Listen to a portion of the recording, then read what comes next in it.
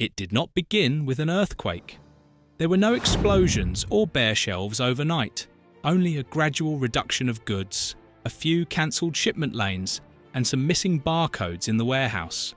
However, by the time the experts began raising warnings, it was too late, since the US supply chain, long acclaimed as the world's most robust logistics network, is now on the edge of complete collapse. And this time, it's not a virus. This is not a labour strike. Trade policy, tariffs, economic retaliation, and the quiet collapse of the arteries are what keep America flowing. On May 26, 2025, the Port of Los Angeles, the country's most important foreign commercial gateway, revealed that arriving cargo quantities had decreased by more than 35%. According to terminal operators, 1 out of every 4 planned boats failed to arrive. Containers are sitting empty. Truckers are being sent home. Warehouse shifts are reduced. This isn't a slowdown, it's a freeze. According to latest estimates, the national economic toll may approach $50 billion. Not more than a year. Not if things continue. This quarter, it's $50 billion. Before we proceed, please click the like button to help us defeat the YouTube algorithm and show your support. How did things come to this? The answer starts in Washington. Earlier this year, President Donald Trump reinstated broad tariffs on imports from China, Mexico, Canada, and Europe. Aluminum, steel, electronics, textiles, and produce. Everything imported suddenly became 25% more costly. Some categories, particularly Chinese goods, incurred levies of up to 145%. The de minimis rule, which had previously permitted low-cost foreign items to enter the US tariff-free, was repealed.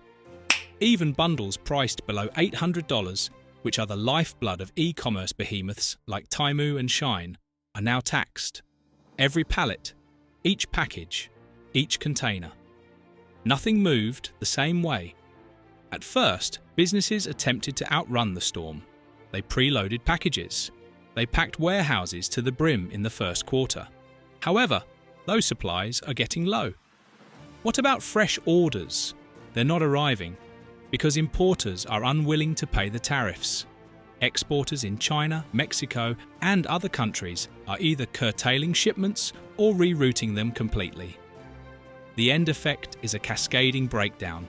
Only 6 container ships landed at the Port of Los Angeles last week, despite the fact that it is regularly busy with over a dozen every day.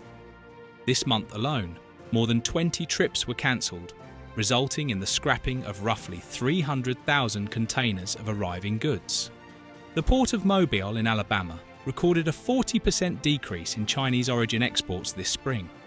Union Pacific and BNSF railroads are currently transporting fewer intermodal shipments, not due to a strike, but because the goods simply did not arrive.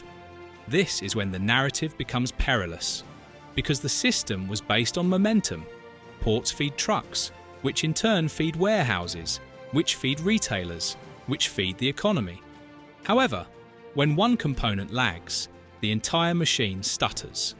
Gene Sirocca, executive director of the Port of Los Angeles, stated it frankly. We still have 5 to 7 weeks of full inventory in this nation. Following that, options will narrow and shelves will empty. And he's not exaggerating. Retailers can see it coming. Back-to-school supplies, Halloween costumes, and even summer clothing shipments should be coming soon. However, when trade categories changed, many orders were delayed, cancelled, or held up in customs. Before we continue, please press the subscribe button to show your support for the channel. What happens next is basic economics. When things become scarce, prices rise, and when costs climb too quickly, consumption slows. And when expenditure decreases, layoffs start. And once layoffs begin, the focus shifts from inflation to recession. That is the scenario being predicted by Wall Street and Washington alike. JP Morgan has increased the chance of a US recession this year to 60%. economists are now projecting a $50 billion GDP loss due to interrupted commerce, rising input costs, and the subsequent consequences on consumer behaviour. The indications are everywhere. Automobile dealerships are boosting prices. On May 2nd, Ford raised the sticker price of many of its Mexico-built cars by up to $2,000, blaming new tariffs. And if you thought it was only food and vehicles, think again. Electronics, toys, school supplies, and holiday decorations, everything from iPads to Halloween candy, are suddenly entangled in a web of taxes, delivery delays, and sourcing confusion. And things grow worse, because some factories are not simply slowing down, they are closing down. When critical parts are in short supply, automakers halt production. Just-in-time production, long hailed for its peak efficiency, is now a weakness. Manufacturers are stopping factories until parts can be restocked after being detained at customs or diverted via longer, more costly supply lines. In places like Toledo, Chattanooga, and Tijuana, whole shifts are being sent home. Even while the items are moving, there is nowhere to store them. Bonded warehouses, which allow corporations to keep goods without immediately paying customs, are full. Over 1,700 bonded warehouses throughout the country are operating at full capacity. Rental rates have tripled. Some logistics companies estimate a 6-month delay to get new premises. Customs and border protection is inundated with demands to bond more facilities. However, approvals have been backlogged for months. This was the unanticipated result of a sudden tariff wall.